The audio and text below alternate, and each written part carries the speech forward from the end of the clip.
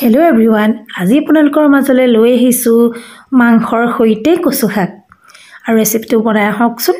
এয়া কণ বিলাহী দেখিছে আৰু মসুৰ দাইল আৰু কচু কণ বিলাহী একেলগে কুকাৰত দি দিছো আৰু ইয়াত নিমখ দিব লাগিব, পানী দিব লাগিব। চাই থাকক ভিডিওটো। এদৰে মই যেনেদৰে বনাইছো আপোনালোকে বনাই খাব। ইমান টেষ্টি লাগে নহয়। কেঁচা জলকীয়া কেইটামানো দি দিছো, ইমান জ্বলা নাই, সেইটো কাৰণে 3টামান 4টামান দি দিছো। এয়া নহৰু পেষ্ট আৰু ইয়া আদা পেষ্ট,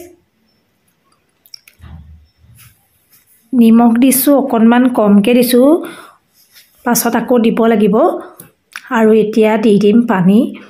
পানীও মই বহুত দিয়া নাই, কমকৈ দিছো, কাৰণ কচু শাকত পানীটো বহুত নালাগে, অকণমান দিলেই হৈ যাব, সিজি যাব।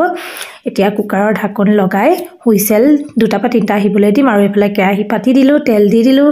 এতিয়া তেল গৰম হৈ গ'ল আৰু দিলো কেইটামান গোটা জিৰা। এয়া দিছো কেঁচা জলকীয়া, শুকান জলকীয়া, তেজপাত। জ্বলাটো হ'লে কচু শাকত ভাল লাগে যে, সেইটো কাৰণে দিছো আৰু পিঁয়াজ দিছোৱেই। পুনৰ ইয়াত নহৰু বটা আৰু আদা বটা দিম, এয়া দিছো। কাৰণ কচু শাকত আদা নহৰু পেষ্টটো অকণমান বেছি হ'লে ভাল লাগে আৰু আদা নহৰুখিনি মই পটাত পিছা, মিক্সিত পিছা নহয়। মিক্সিত পিছিলে খাই কোনো ভাল নালাগে। এয়া শুকান মছলা দিছো, হালধি গুড়ি,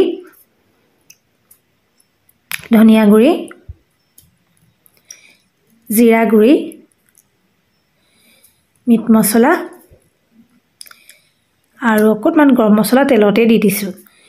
এতিয়া অলপ লৰাইখিনি ভাজি ল'ম মছলাখিনি। এইটো মাংসৰ সৈতে বনাম নহয় জানো।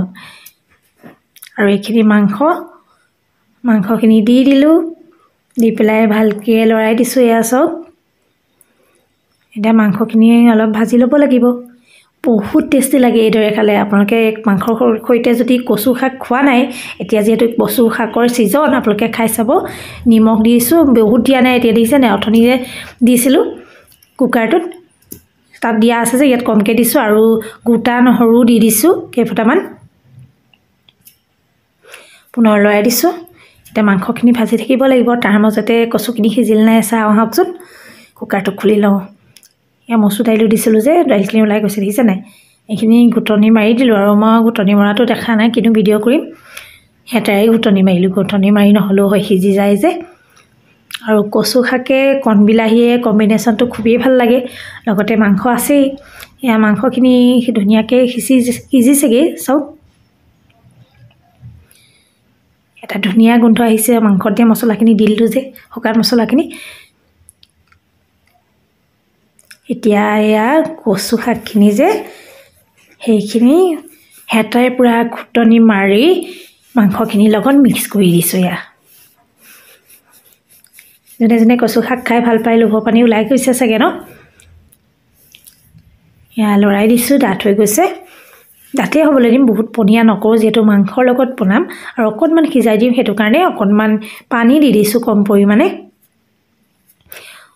অকণমান উতলিবলৈ দিম। এয়া উতল আহিলেই, আৰু বহুত দেৰি উতলাব নালাগে, যিহেতু সিজিয়ে আছে গোটেইখিনি বস্তু।